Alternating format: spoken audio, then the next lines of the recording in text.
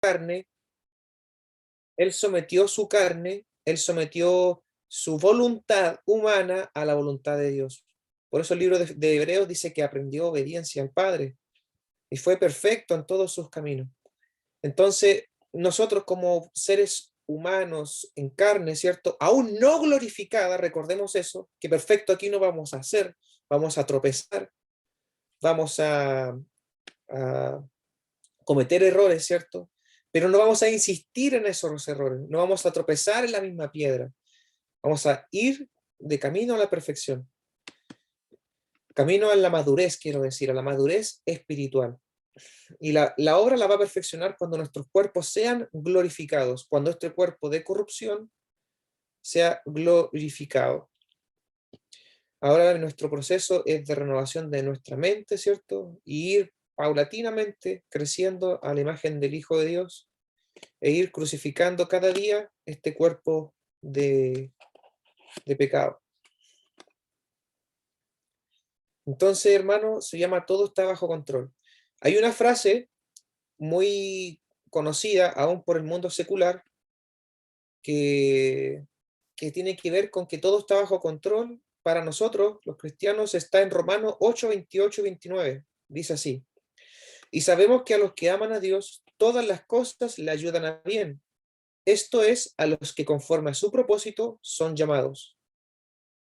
Porque a los que antes conoció, también los predestinó para que fuesen hechos conforme a la imagen de su Hijo, para que Él sea el primogénito entre muchos hermanos, primogénito en la resurrección, ¿cierto? La primicia de la resurrección es Jesucristo, el unigénito Hijo, el primogénito. Eh, esta frase que dice que a los que aman a Dios todas las cosas le ayudan a bien, no es una frase cliché, no es una frase, una muletilla, no es una frase, ¿cierto?, que aplica a todo el mundo, es una frase que aplica al Hijo de Dios, al hombre, a la mujer y hombre de Dios. ¿Cuál es ese propósito a los que son llamados? ¿A qué se refiere esto conforme al propósito por el que son llamados? Y lo responde en el versículo siguiente, dice, porque a los que antes conoció, también los predestinó para que fuesen hechos conforme a la imagen de su Hijo. No imagen física, sino, como él dijo, vengan y aprendan de mí, que soy manso y humilde de corazón, porque mi yugo es fácil y ligera mi carga. Son sus atributos morales, espirituales, éticos, ¿cierto? Sus virtudes, cómo él se condució en el mundo, cómo él hizo misericordia, cómo él discernía de lo bueno y de lo malo, cómo conocía el pensamiento de la gente, ¿cierto? Las malas intenciones de la gente, que es el discernimiento espiritual que Dios nos da, ¿cierto? El discernimiento de espíritu que todo cristiano debe tener a través del conocimiento de la palabra, a través de la santidad, de la santificación de su vida, puede tener ese don y pedirlo a Dios, como lo dice el apóstol Pablo, anhelen los dones y pídanlos, lo dice la iglesia de Corintios. Esto está, entonces, como les digo, hermanos, no es una frase para todo el mundo, sino para nosotros, que desde antes de la fundación del mundo, Dios nos predestinó. ¿Para qué?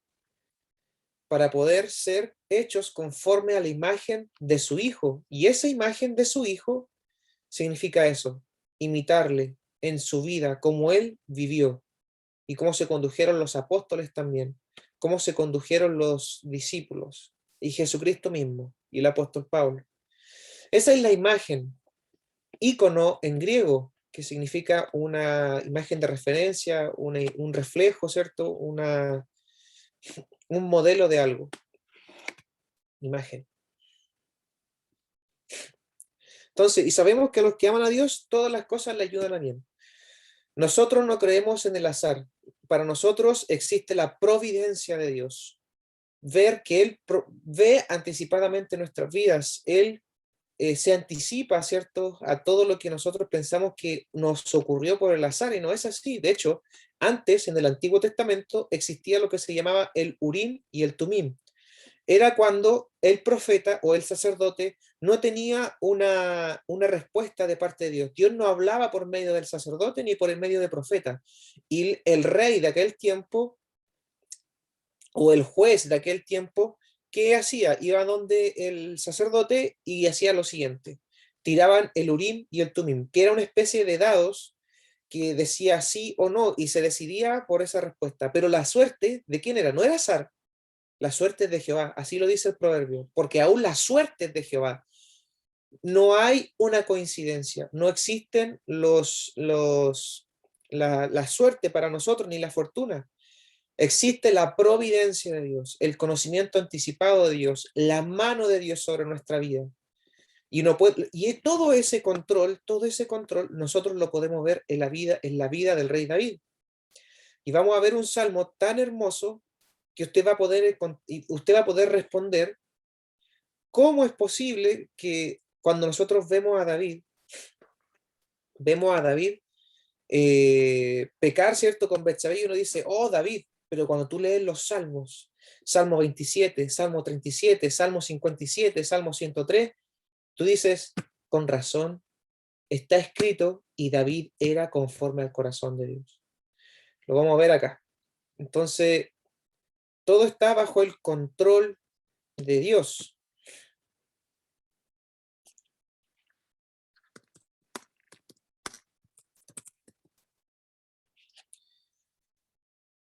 Como lo dice, como lo dice el libro de Mateo, por las propias palabras de Jesucristo. Mateo 10:29 dice así: ¿no se venden dos pajarillos por un cuarto en los sacrificios y ofrendas, cierto, que se hacían en el templo en aquel tiempo? Con todo, dice, con todo eso, ni uno de ellos cae a tierra sin que vuestro Padre lo permita. Una versión más clara lo dice de esta forma.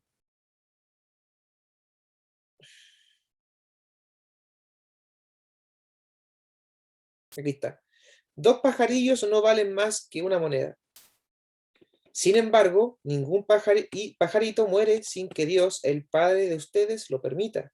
En otras palabras, está hablando acerca de la providencia de Dios, el control de Dios en nuestra vida.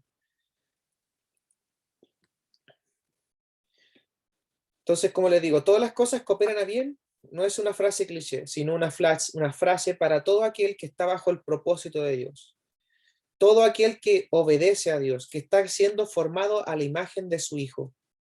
No es para todo el mundo que las cosas le ocurran. Todas las cosas que nos ocurren son para para nuestra formación, conforme a la imagen de nuestro Hijo, del Hijo de Dios.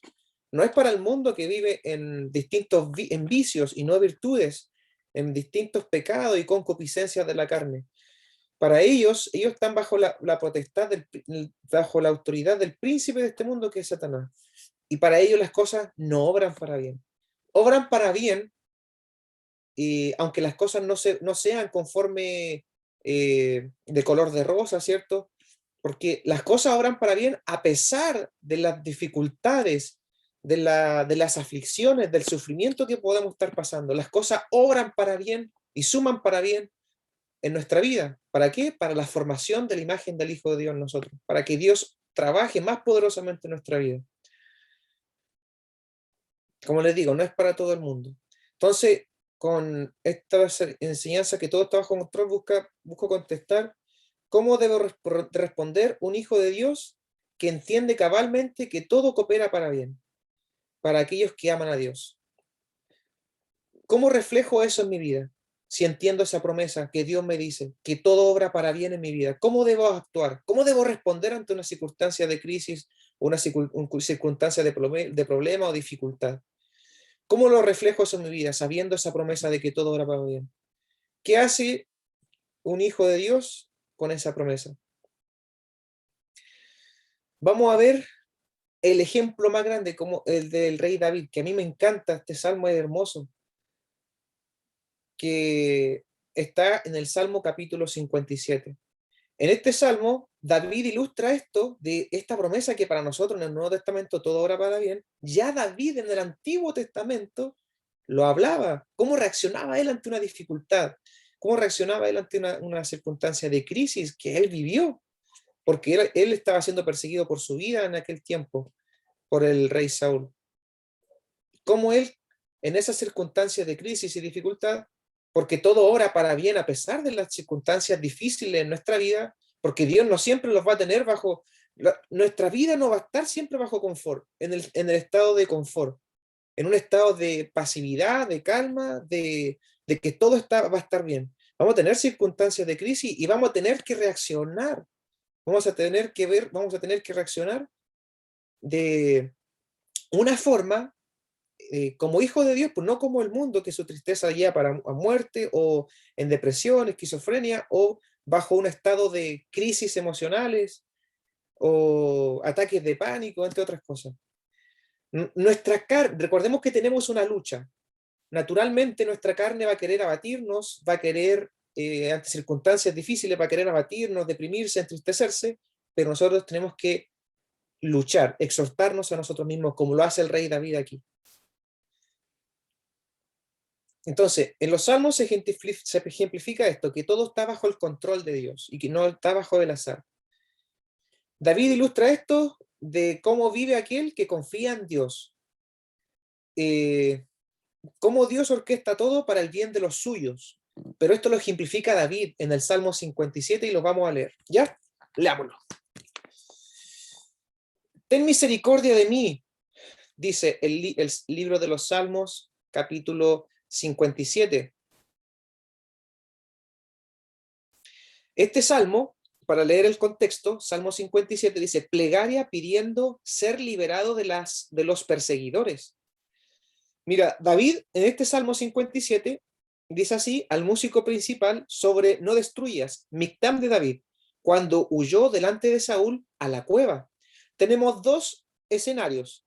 David, cuando es ungido, tiene aproximadamente 15 años, una aproximación, no sale la edad. 15 años, pero era muy joven, era el más pequeño de los hijos de Isaí y estaba detrás del rebaño de las ovejas. Era muy joven, ya 15 años haciéndose cargo del ganado de su padre. Más adelante, después de que Saúl es ungido rey, ¿cierto? Y ya le quita el reinado Yahweh, ¿cierto? Y unge a David, pasa un tiempo y Dios lo empieza a exaltar, mata a Goliat. Y ahí ya tenemos un joven de 24 años o 20 años. Cuando David es ungido rey, aproximadamente pasa un tiempo, ¿cierto? En donde ese es ungido rey aproximadamente de 30 años. Pero vemos que él se oculta en este salmo cuando dice, cuando huyó de delante de Saúl a la cueva. En 1 Samuel 22 dice, yéndose luego David de allí, huyó a la cueva de Adulam, y cuando sus hermanos y toda la casa de su padre lo supieron, vinieron allí a él. Porque David estaba siendo perseguido por Saúl, porque él sabía que David había sido ungido rey por parte de Samuel. Y buscaba a Saúl, ¿cierto?, matarle, para que su hijo, Jonathan, perpetuara el reinado en Israel. Entonces, ¿sabe con cuánta gente persiguió Saúl en la cueva de Adulam? No sé si en la cueva de Adulam, porque estuvo en dos cuevas. Aquí no se menciona la cueva específica, pero en las dos persecuciones que tuvo, en la otra cueva, dice, y cuando llegó al redil de las ovejas, donde había una cueva, entró Saúl en ella para cubrir sus pies, y David y sus hombres estaban allí sentados en esa cueva. Esa era en el desierto de Engadi, esa era la segunda cueva. Pero David en esa cueva, cuando estuvo ahí en ese tiempo, siendo bien joven, un joven de 25 años, estaba siendo perseguido por Saúl, por un ejército para matarle, de 3.000 soldados. Eso está escrito en el libro de Samuel, capítulo 24, 1 Samuel 24, cómo Saúl tomó 3.000 hombres para salir a perseguir a David y matarle. Imagínate la presión y el riesgo de su vida, cómo él estaba en riesgo vital. Y él huía de Saúl cuando él intentó matarle dos veces, tratando de ensartar, de atravesarlo con una lanza, ¿cierto? O matarlo a través de sus propios enemigos, mandándolo a la guerra. Él es librado de parte de Dios. Dios no permitió que lo tocaran a David. Y aquí, en esta aflicción, lo quiero poner en contexto para que usted entienda cómo David expresa esta oración, por eso es que es un nombre conforme al corazón de Dios. Expresa una oración de tal nivel de persecución, pero él cómo refleja esa confianza en Dios. Cómo refleja él ese concepto de que Dios está bajo control en su vida.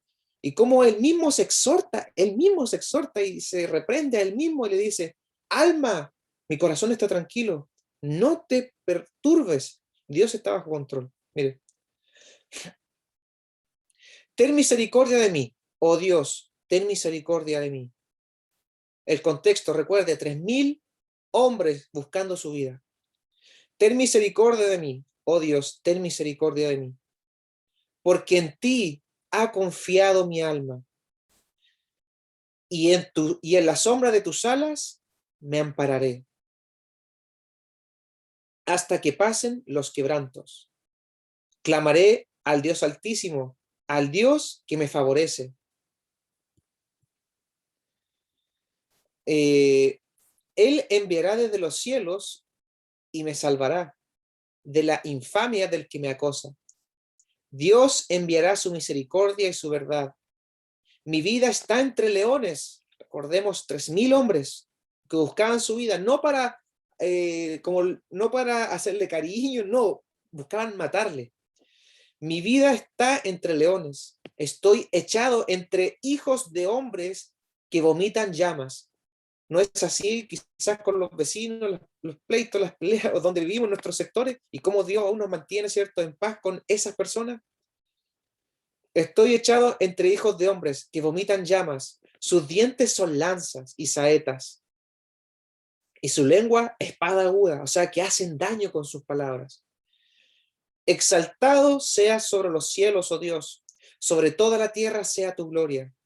Red han armado a mis pasos. Se ha abatido mi alma. Recordemos la palabra alma en el hebreo, nefesh, y en el griego, psique, que tiene que ver con la mente, con la parte inmaterial del ser humano, donde están alojados las emociones, los sentimientos, nuestros anhelos, nuestros sueños. Es la parte inmaterial, pero en donde descansa, ¿cierto?, nuestro sueño, nuestro anhelo, nuestra personalidad interna en relación con las demás personas. El alma, ¿cierto? En donde está alojado, ¿cierto?, todas esas cosas, mi voluntad, mis pensamientos, mis sueños, mis emociones. Y esa alma, ¿cierto?, es la que se abate, la que sufre, porque ahí están alojadas las emociones. Recordemos lo que dijo Jesucristo, que el que haya su vida la perderá, la vida del alma. O sea, habla de los sueños, las aspiraciones, lo que tú deseas hacer, el éxito, todas las cosas que tú anhelas.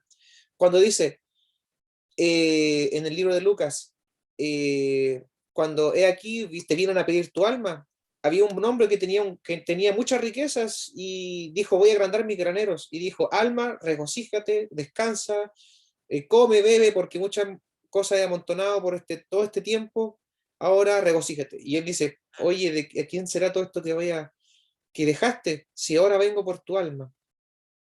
Habla de la esencia inmaterial del ser humano, sus anhelos, sus emociones, sus sueños, su personalidad, que es distinto al espíritu, que es la conexión que nosotros tenemos con Dios, y en donde la parte inmaterial que se conecta con Dios y en donde se aloja, ¿cierto?, la imagen y semejanza de Dios,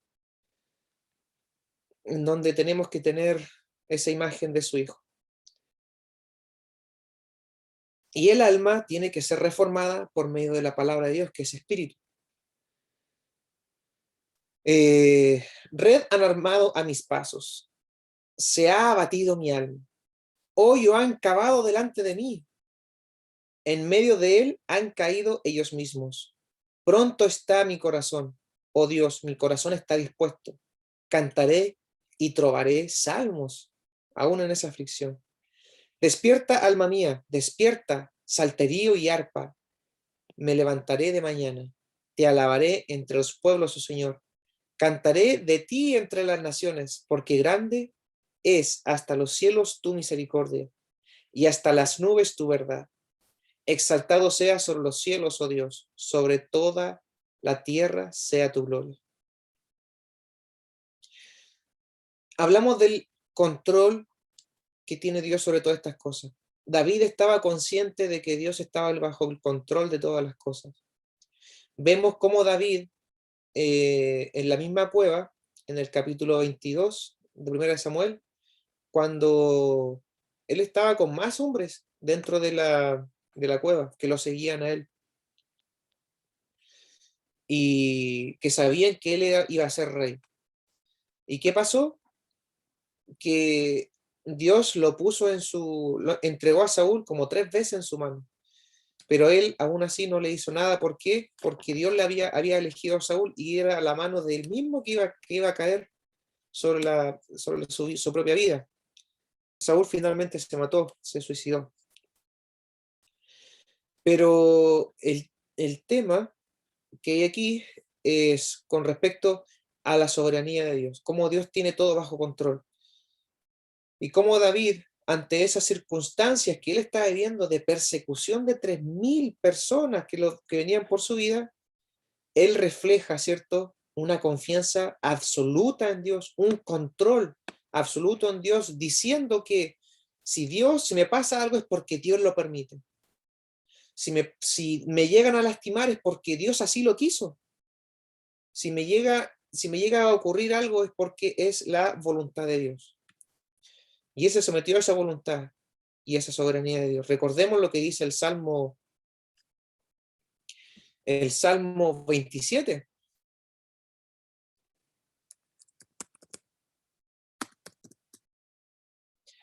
El Salmo 27, verso 3 dice así: aunque un ejército acampe contra mí, no temerá mi corazón. Aunque contra mí se levante guerra, yo estaré confiado. No confiado en sus propias fuerzas, sino confiado en Yahweh, que es su salvación, que es su refugio.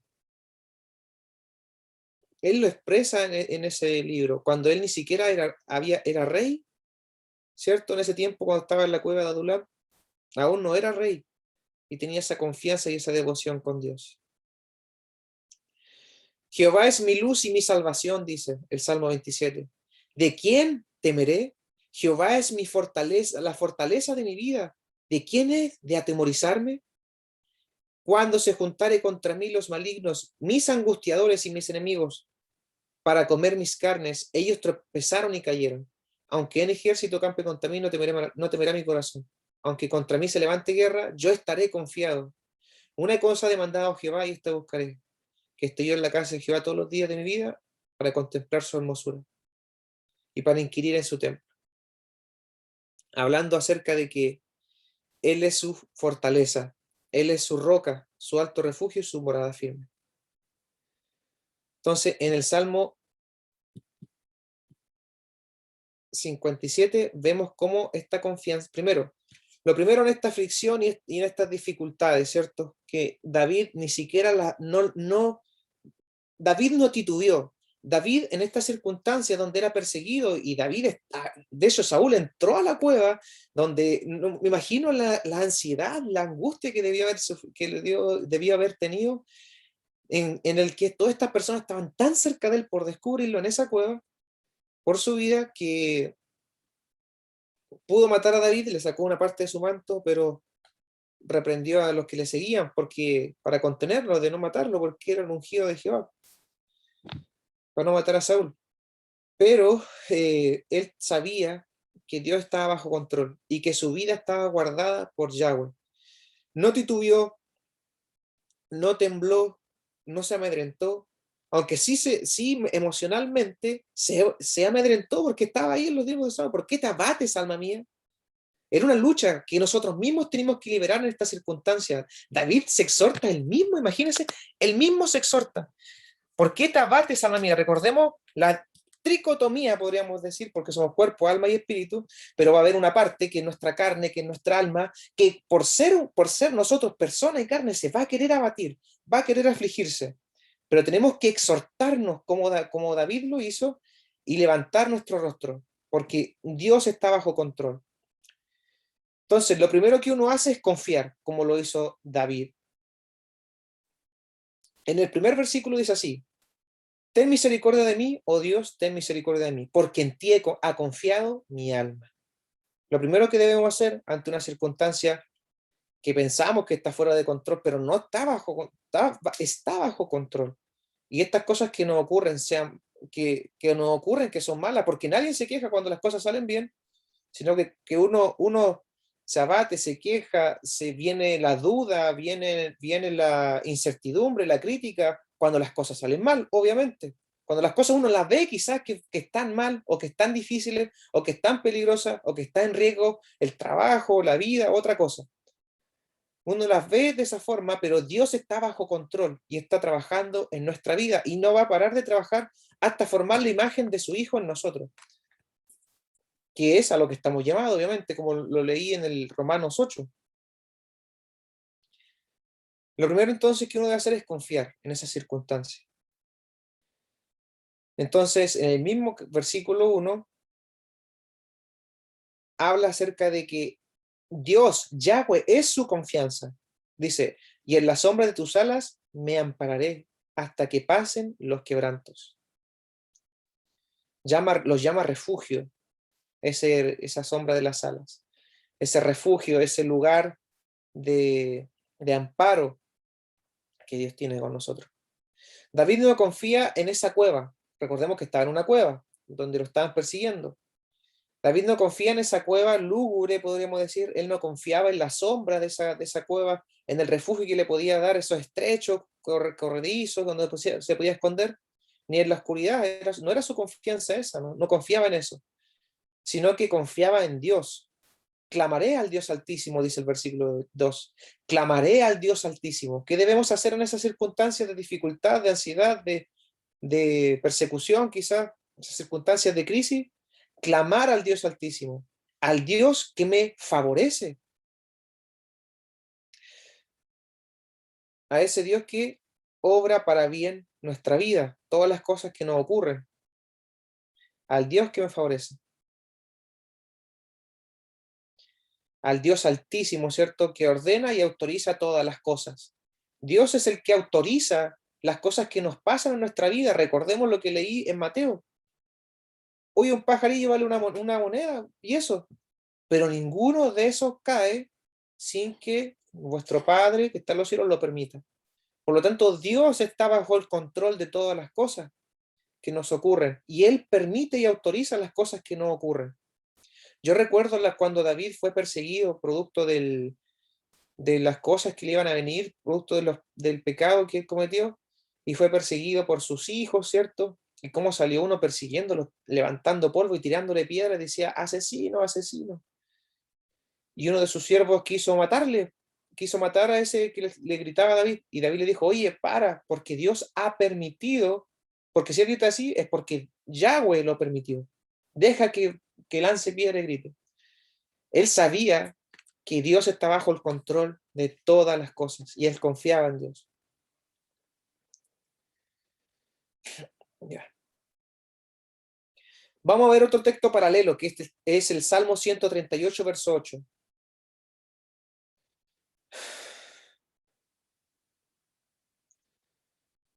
Salmo 138, verso 8.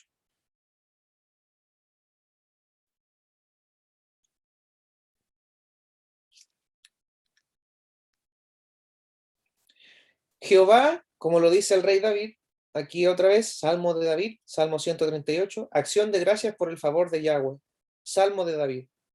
El Salmo 138, 8 dice, Jehová cumplirá su propósito en mí.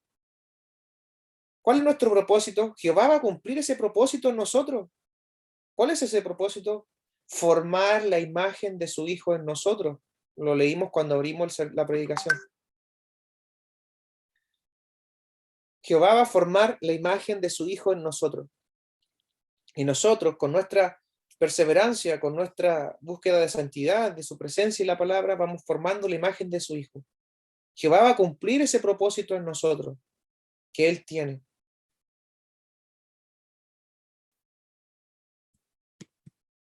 Jehová cumplirá su propósito en mí, dice el rey David. Tu misericordia, oh Yahweh, es para siempre. No desampares la obra de tus manos. Ahí vemos la confianza que David tenía a Dios. Hay otro pasaje paralelo con respecto a ese propósito que nosotros tenemos. Filipenses 1:6.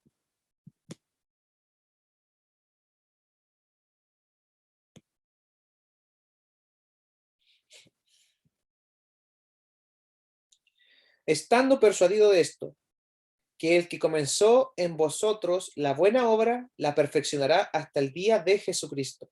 ¿Cuál es esa buena obra que Dios hace en nuestras vidas? Es la formación de la imagen de su Hijo. Nosotros ya sabemos cuál es esa imagen. Justicia, santidad y verdad. Renovados por medio de la... ¿cómo dice? Y...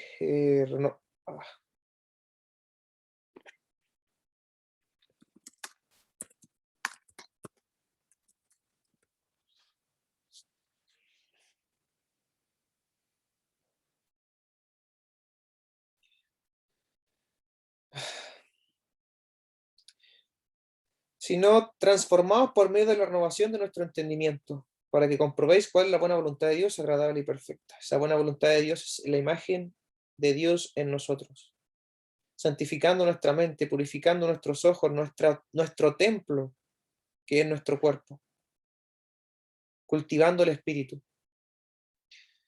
Entonces, Dios no deja nada a la mitad. Dios va a completar esa obra, como lo dice el rey David en el libro de los Salmos.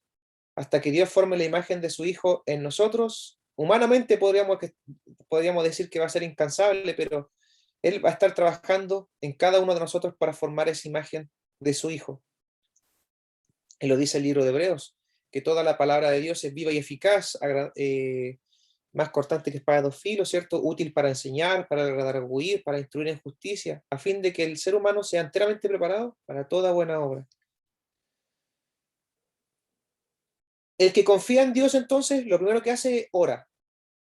La oración es el idioma de la confianza que tenemos en Dios. Cuando expresamos oración, un clamor a Él, hablamos con Él. Es la expresión de la suficiencia, es la expresión de nuestra insuficiencia. Cuando tú oras, estás diciendo que eres insuficiente. Expresas que te falta, expresas que no estás completo, expresas que eres débil, expresas que necesitas de Dios, de tu insuficiencia. Y expresas, por otra parte, la suficiencia de Dios, que Dios es suficiente para tu vida cuando tú oras.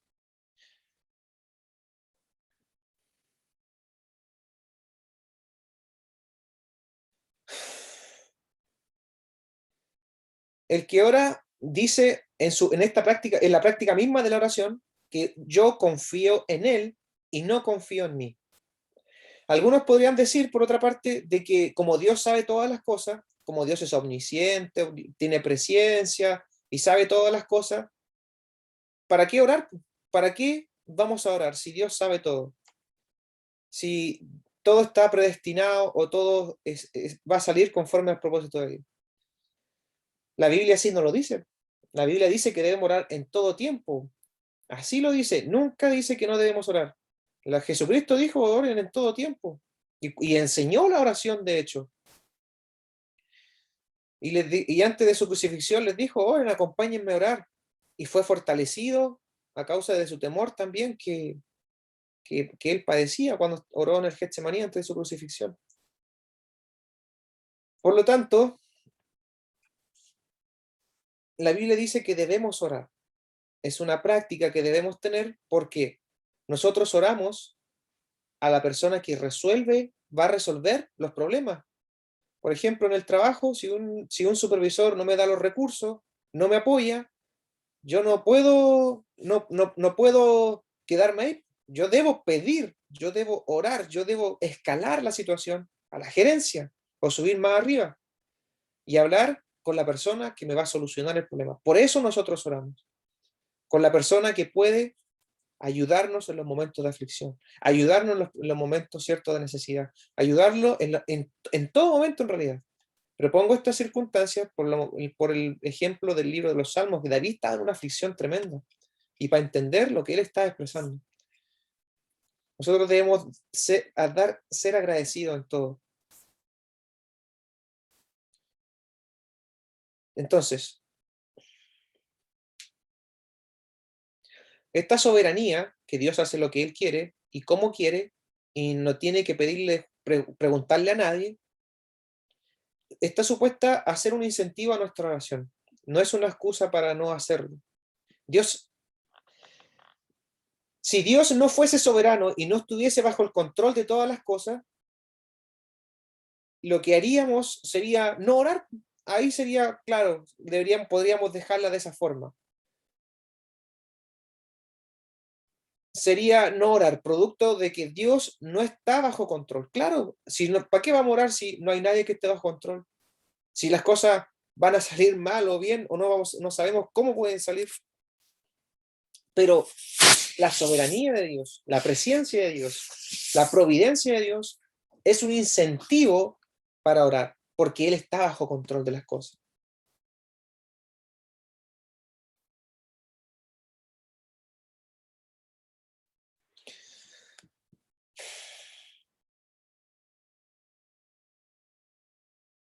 Por otra parte, Santiago 4:2 dice, no tienen porque no piden, pero debemos orar conforme al propósito de Dios. Formar su imagen y semejanza en nosotros, hacer discípulos, como ejemplo solamente. El rol de padre, el rol de madre, el rol de hijo, llevarlo a cabo conforme a la voluntad de Dios y orar por esa santidad para que el carácter nuestro se forme al carácter de su hijo e ir dejando cosas que dañan al Espíritu Santo de Dios.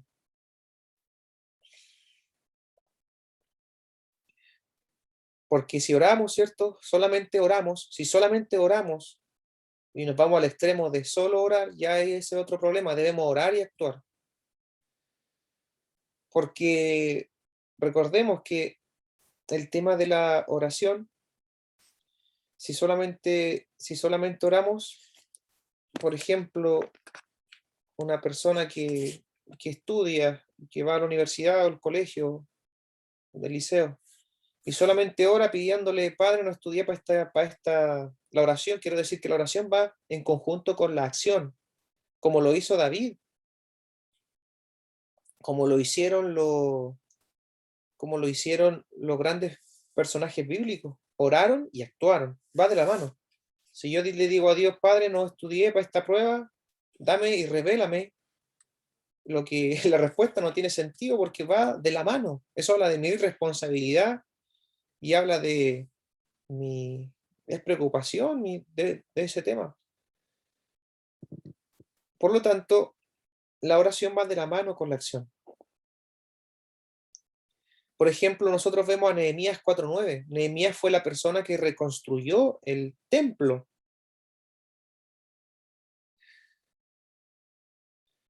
Entonces, oramos a nuestro Dios, oraron primero, y por causa de ellos pusimos guarda contra ellos de día y de noche, porque estaba siendo perseguido, ¿cierto?, por las personas que quedaron en Israel aquel tiempo, cuando el rey, si no me equivoco, el rey Darío fue el que le dio permiso a Nehemías para reconstruir el templo que había sido destruido por los babilónicos.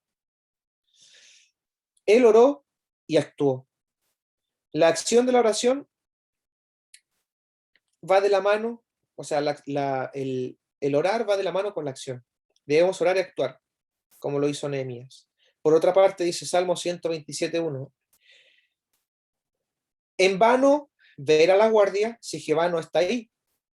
Entonces, oramos, confiamos en Dios y hacemos lo que debemos hacer. Salmo 127 dice, si Jehová no edifica la casa, en vano trabajan los que edifican. Si Jehová no guarda la ciudad, en vano vela la guardia. Debemos hacer las dos cosas, orar y edificar, orar y trabajar. Hacer la obra. Va de las dos cosas, de la mano.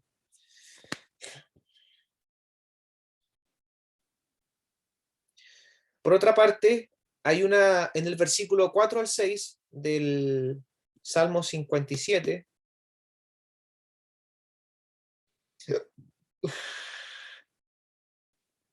dice, mi vida está entre leones, estoy echado entre hijos de hombres que vomitan llamas.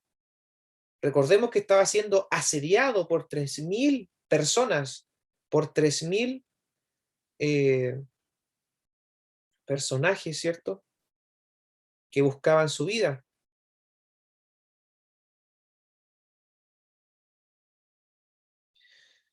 Salmo 24 dice, cuando Saúl volvió de perseguir a los filisteos, le dieron aviso diciendo, he aquí, David está en el desierto, en Engadi, en esa cueva, ¿cierto? Y tomando Saúl 3.000 hombres escogidos de todo Israel, fue en busca de David y de sus hombres por las cumbres de los peñascos de las cabras monteses, buscando la vida de David.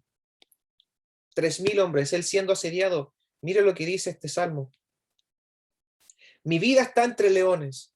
Estoy echado entre hijos de hombres que vomitan llamas, vomitan muerte, vomitan malas intenciones. Sus dientes son lanzas y saetas, procuran matarle, y su lengua espada aguda.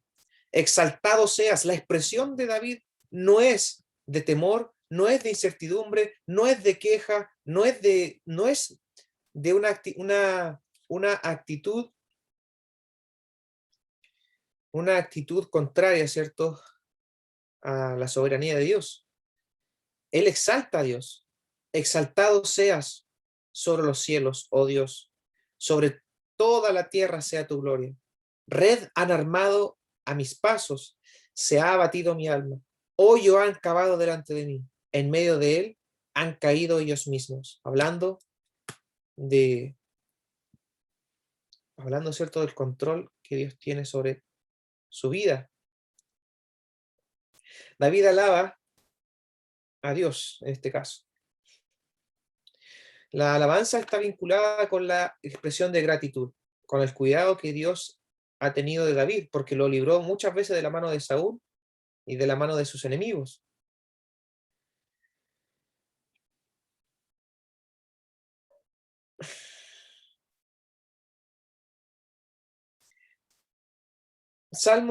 Vamos al Salmo 57, 7 al 10, continuando la lectura de esto. Por otra parte, David dice, pronto está mi corazón, oh Dios, mi corazón está dispuesto. En la teoría dice, Dios mío, mi corazón está dispuesto a cantarte himnos. Cantaré y trovaré salmos. Despierta, alma mía, despierta. Salterio y arpa, me levantaré de mañana. Te alabaré entre los pueblos, oh Señor. Cantaré de ti entre las naciones, porque grande es hasta los cielos tu misericordia y hasta las nubes tu verdad. Entonces vemos que David expresa, ¿cierto?, en esta oración que él hace en el Salmo 57, una oración de gratitud, una oración de exaltación, pese a la persecución que él estaba viviendo. Y vemos un pasaje paralelo a lo que David expresa aquí. Es como que Pablo, en Filipenses 4:6, expresa lo que vivió David. Dice, Filipenses 4:6, dice, por nada estén afanosos. En otras palabras, por nada estén preocupados. O sea, ocuparse antes de tiempo, antes y ocupado. Si no sean conocidas vuestras peticiones delante de Dios, en toda oración y ruego, con acción de gracias. Lo que hacía David, ¿qué hacía? No estaba preocupado, no estaba afanoso. Sí, lo vamos a ver, que él estaba preocupado, él estaba, pero no se dejó guiar por eso, sometió a su carne, sometió a su alma, la sometió, la exhortó, se hablaba a sí mismo y cambió su mentalidad, porque él mantenía las promesas de Dios y lo que había aprendido de Dios en su vida. Por nada estén afanosos o preocupados, si no sean conocidas vuestras peticiones delante de Dios en toda oración y ruego con acción de gracias. O sea, con esta acción de gratitud, de exaltación, de alabanza, como la que tenía David. Y la paz de Dios, que sobrepasa todo entendimiento, guardará vuestros corazones y vuestros pensamientos en Cristo Jesús. ¿De qué me va a guardar la oración entonces? Como lo que hizo David. Y el clamor a Dios, ¿de qué me va a guardar? Del cuestionamiento, ¿por qué me pasa esto? ¿Por qué me pasa esto otro? Justo en este momento, ¿por qué? ¿Por qué? ¿Por qué? La parte humana, la parte que nosotros inevitablemente vamos a pasar por esto. No estoy diciendo que no vamos a pasar por ello. Los vamos a vivir, pero tenemos que exhortarnos, orar, como lo hizo David. Someter nuestra alma a las promesas de Dios. A eso quiero decir.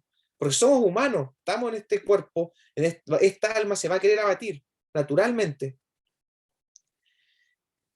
¿De qué me va a guardar la oración y el clamor? Como lo vimos acá, del cuestionamiento, de la ira, de la queja, de la duda, del resentimiento, de las cosas que humanamente vienen en estas circunstancias de dificultad, de crisis que pueden pasar en nuestra vida. En el verso 7, como lo leímos, dice, mi corazón está firme. Él se lo dice a sí, él se lo dice a quién? Se lo dice a sí mismo. Mi corazón está firme. Firme está mi corazón. Se lo dice a sí mismo. ¿A quién se lo está diciendo? A él mismo se lo está diciendo. El verso 7 dice, pronto está mi corazón, oh Dios, mi corazón está dispuesto.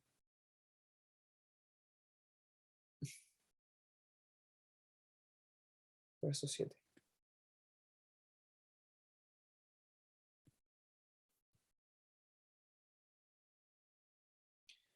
Dios mío, mi corazón está dispuesto a cantarte himnos. Pronto está mi corazón. Oh Dios, mi corazón está dispuesto.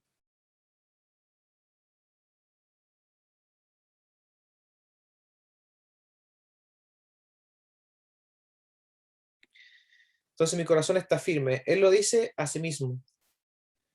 Porque nosotros recordemos que hay una lucha. Porque mi alma se abatió, dice.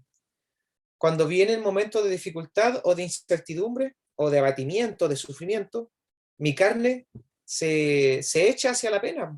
Irremediablemente mi alma se echa hacia la pena, hacia esas emociones, sentimientos que vienen de una circunstancia de persecución, de crisis o de dificultad. Se va hacia un sentido de víctima quizás, hacia un sentido de queja, hacia un sentimiento de tristeza, hacia el abatimiento. Esa es mi tendencia humana, esa es la inclinación de la carne y una lucha que tenemos que hacer porque David se habla a sí mismo, le dice. Salmo 42:11, lo quiero ver acá. Salmo 42:11.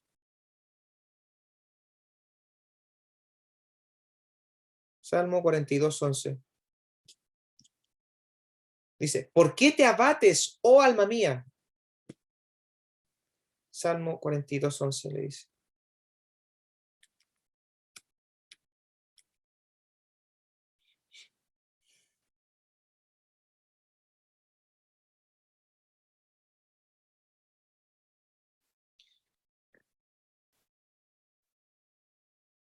Pero no hay razón para que me inquiete, no hay razón para que me preocupe. Pondré mi confianza en Dios, mi Salvador, solo a Él alabaré. Dice, ¿por qué te abates, oh alma mía? ¿Y por qué te turbas dentro de mí? Lo que le estoy hablando acá. Es la inclinación natural que nosotros tenemos. Por eso David le dice, mi corazón está firme para alabarte, mi corazón está firme para exaltar tu nombre. Lo dice porque nosotros hay esa lucha, ¿cierto? Como lo dice el libro de los Gálatas. Porque hay una lucha entre la carne y el espíritu para que no hagan lo que ustedes quieran y manifiestas son las obras de la carne, ¿cierto? Más el fruto del espíritu, etcétera, etcétera.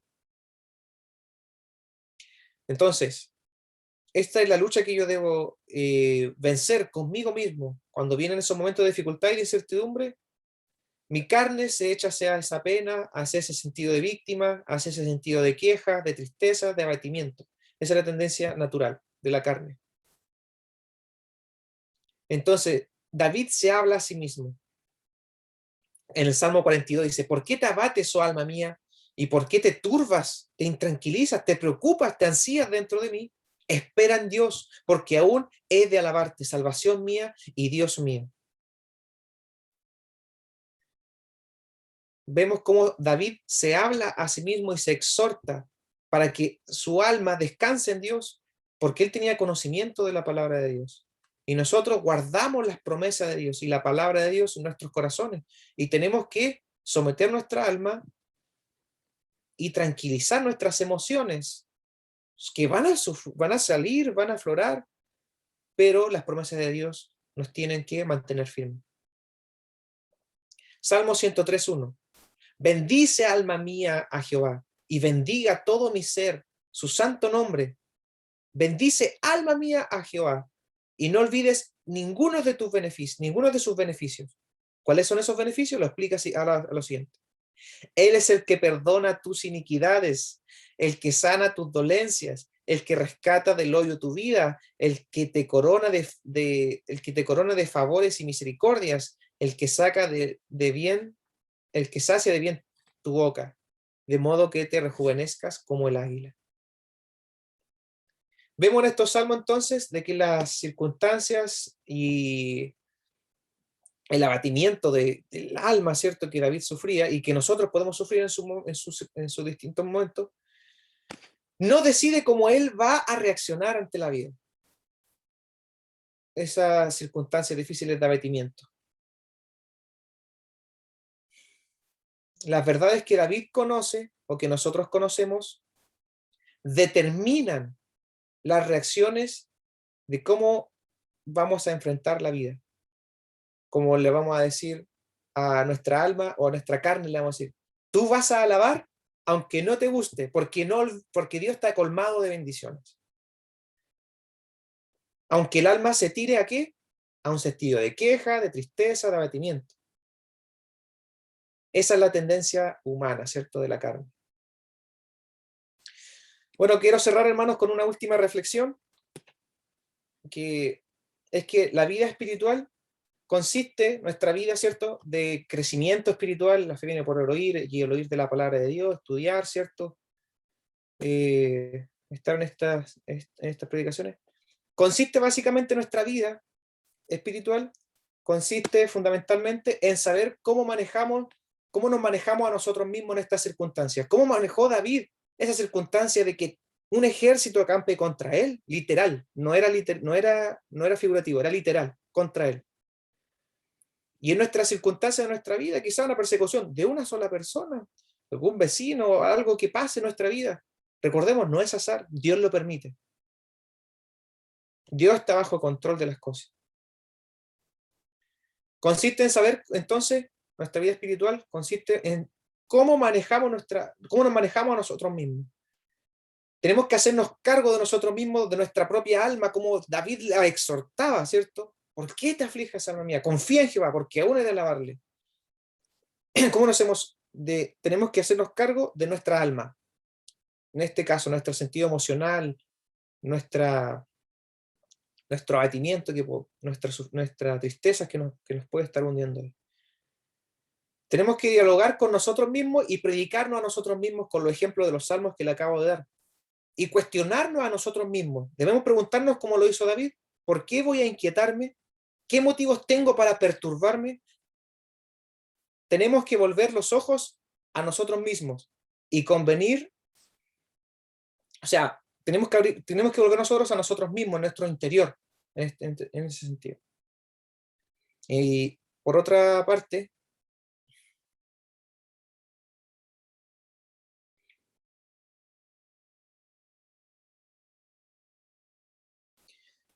hermanos, nosotros debemos poner o decir que en Yahweh nosotros ponemos nuestra confianza.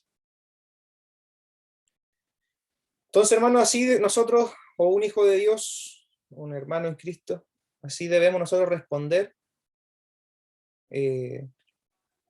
ante estas circunstancias difíciles,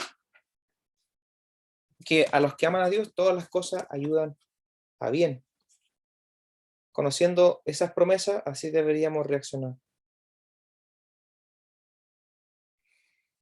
Así deberíamos actuar, hermano. Ya, por hermano, los dejo con eso para que lo medite, para que lo reflexione, para que lea ese salmo.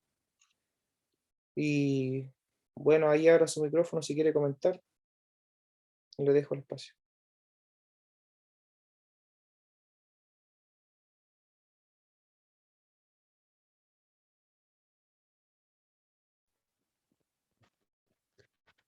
Buen tema, Pancho.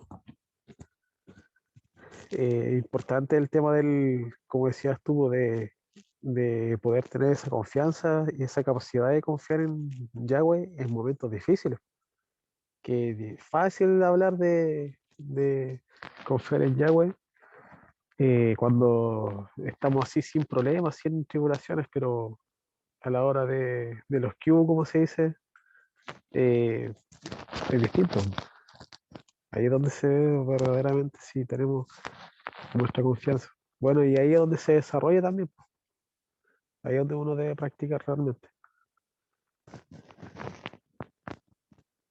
Eso, Pancho. Bueno, Conrado, Buen nosotros saludo nos también, vamos, ¿eh? sí, pues no vamos a estar libres de, no vamos a estar siempre, o sea, no vamos a estar libres de nuevas aflicciones, o sea, vamos a sufrirla y como tú bien dijiste, y dijiste un buen punto, que esos van a ser los momentos de desarrollarla. Claro, Esos van a ser los momentos de desarrollar nuestra confianza. Y tenemos que pasar claro. por ello. Así es.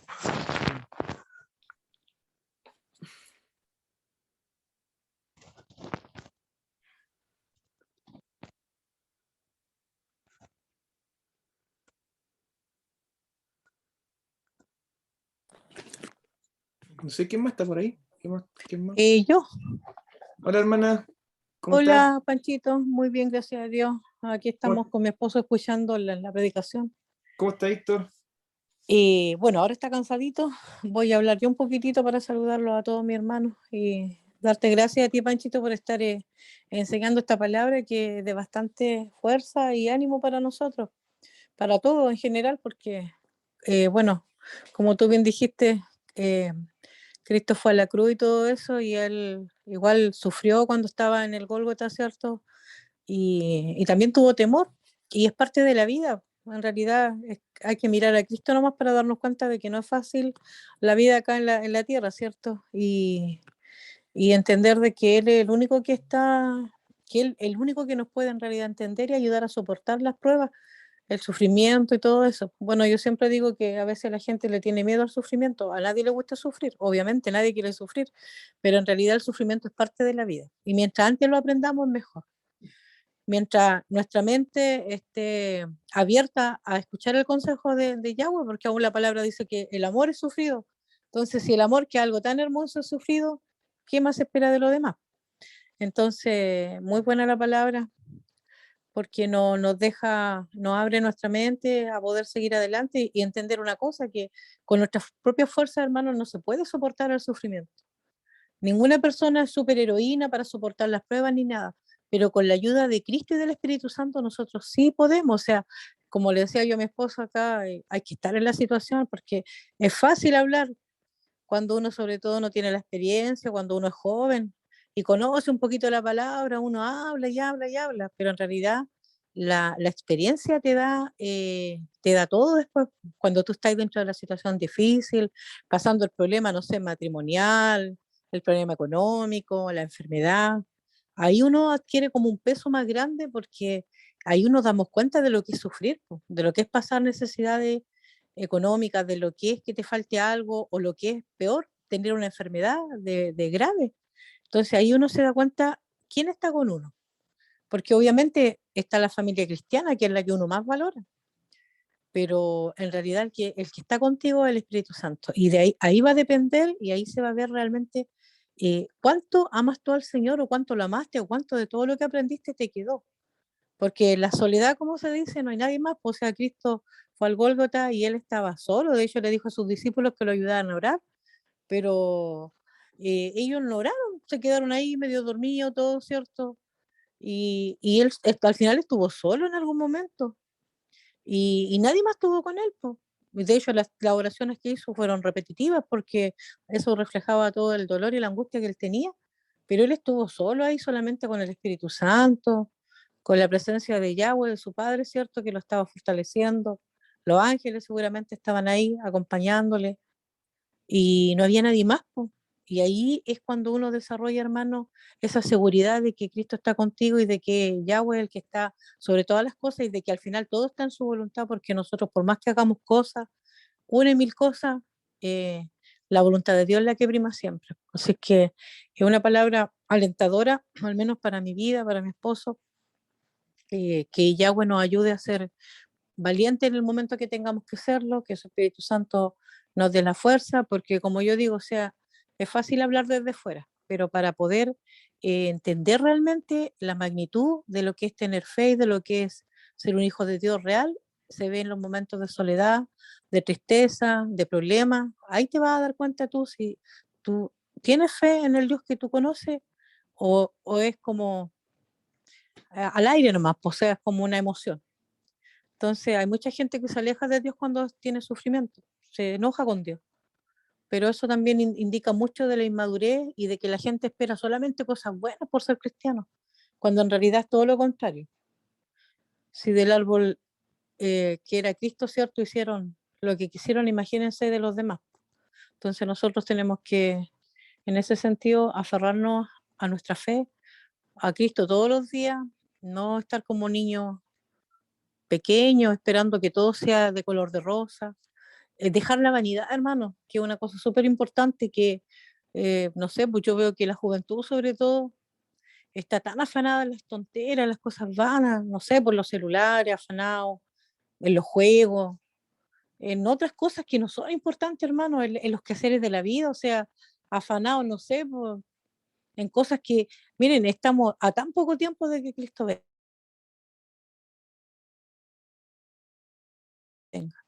En realidad debemos afanarnos en buscar y no dejarlo a él de lado por cualquier cosa. O sea, de hecho, no deberíamos dejarlo a él de lado por nada. Entonces, ¿por qué digo esto, hermano? Porque todos tenemos un momento donde vamos a pasar situaciones fuertes. Pero si tú en los momentos que debiste haber estado orando, ayunando, fortaleciéndote, no lo hiciste, cuando lleguen las pruebas y los momentos difíciles, te va a costar, ¿entiendes? Entonces yo le invito a los jóvenes, sobre todo si están escuchando, de que por favor no pierdan su tiempo en tonterías. Queda muy corto tiempo para que Cristo venga, hermano, y tienen que aferrarse a él, buscar la presencia del Espíritu Santo en su vida, hacer morir lo que está mal en nuestra vida para que podamos ser fuertes en los momentos de la prueba y quizás de los problemas que puedan venir. Así que eso más que nada, Francisco, una pequeña, bueno, grande información en realidad pensándolo bien, pero bueno, es lo que quería decirles porque, no sé, la gente es como que aún los cristianos no se están preparando para lo que viene. O sea, son de aquí al 2033, supongamos, que es la fecha que se piensa que Cristo puede venir, ¿cierto?, por su iglesia y van a ocurrir cosas muy fuertes, y la gente está como, no sé, pues, como que no pasará nada, aún viendo toda la situación que estamos viviendo, ¿entiendes? Así que eso nada más. Saludo de parte de mi esposo que está cansadito. Hoy día tuvimos un día súper lindo, pero bastante ajetreado para él, que sobre todo está recuperando su fuerza. Les comento que mi hermana Fabiola y mi hermano Carlos contrajeron matrimonio en el civil y tuvimos la bendición de poder estar colaborando un poquitito con la poquita fuerza que mi esposo tenía, la unimos con la fuerza de la Yosimar y la mía, y hicimos algo para apoyarlo y estar con ellos en este día especial. Así que felicidades, reitero, para mi hermana Fabiola y mi hermano Carlos, que dieron un paso adelante del Señor muy grande y que yo sé que les va a traer, pero grandes bendiciones espirituales, y en todo lo que el Señor quiera darles se los va a dar porque Dios dice que es bueno, ¿cierto? Así que eso más que nada, hermano, tuvimos un día súper lindo, hasta con torta y todo, así que estuvo fabuloso este día, muy bendecido de Yahweh, así que quería compartir eso nomás. Ya, chaito.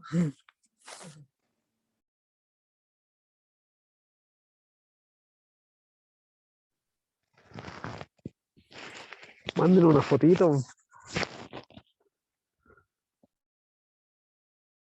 ¿A dónde? El retorno del rey.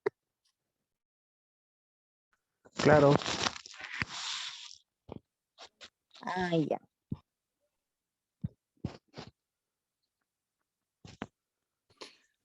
Gracias, hermana, estuvo bueno el aporte. Y me sumo a que envíen fotos. Está buena la solución. Sí, Felicidades, hermano. sí, Excelente, felicidades. excelente. ¿No está la hermana? Sí. Sí. Bueno, si está escuchando, no, yo le mando mi bendición y felicidades. Buena.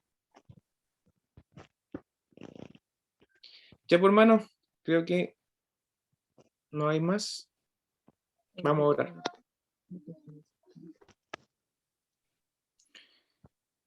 Mi Padre, gracias por tu palabra.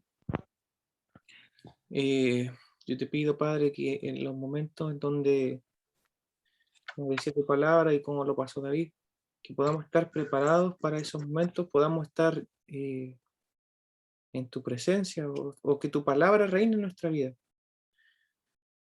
Sabemos que la experiencia o las circunstancias que podamos vivir realmente ahí se va a ver de qué estamos hechos, Padre.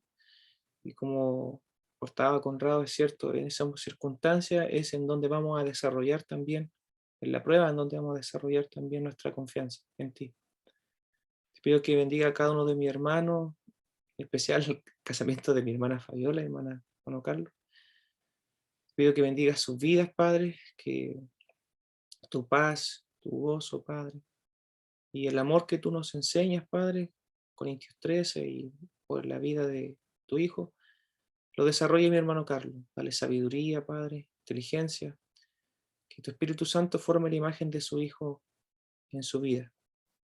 Dice mi hermana Fabiola, Padre, a mis pastores, a Víctor, Padre, fortalécelo cada día, restaura sus pulmones, Padre, cada día, su sangre, Padre Celestial, y renueva su fuerza para que él pueda rehacer las cosas que él hacía cuando estaba bien de salud. Padre, dejo este servicio, este discipulado hasta aquí, en nombre de Jesús. Amén. Ya por hermano. Hola, porque Ya se lo apaga. Gracias, Conradito, por tus felicitaciones. Gracias, Panchito, por tu oración. Chao, hermana. Bendiciones, Saludos al hermano hermanos. Carlos. Bendiciones. Gracias, hijo. Chao. Bendiciones, hermana. Felicidades, Gracias. mucho amor. Está pendiente la junta con usted, ¿ah? Y de toda la iglesia, creo. Sí, po. Era algo muy anhelado por todos, así que los felicitamos, que sean muy felices. Y aquí estamos también para apoyar en todo lo que necesiten. Gracias, Belín. Besito, hermana. Gracias a todos. Un besito y abrazo. Bendiciones. Muchas bendiciones. Gracias.